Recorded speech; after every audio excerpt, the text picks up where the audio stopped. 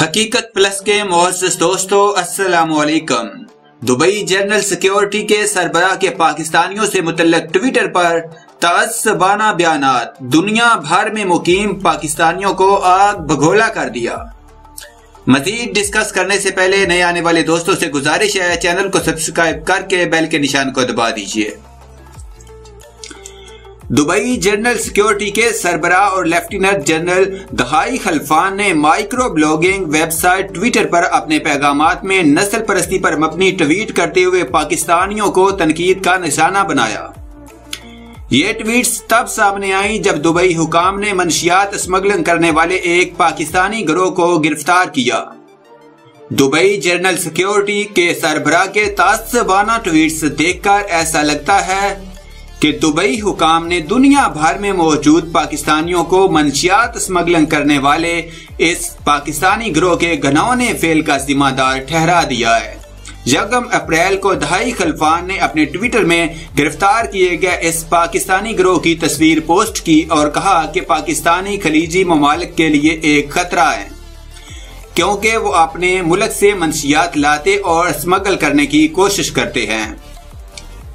انہوں نے کہا ہمیں خلیجی ریاستوں کے داخلی راستوں پر سخت سیکیورٹی کا اہتمام کرنا چاہیے۔ میں شہریوں کو تجویز دیتا ہوں کہ وہ پاکستانی شہریوں کو بطور ملازم نوکری پر نہ رکھیں۔ پاکستانیوں کو نوکری پر نہ رکھنا ہمارا قومی فرض بن گیا ہے۔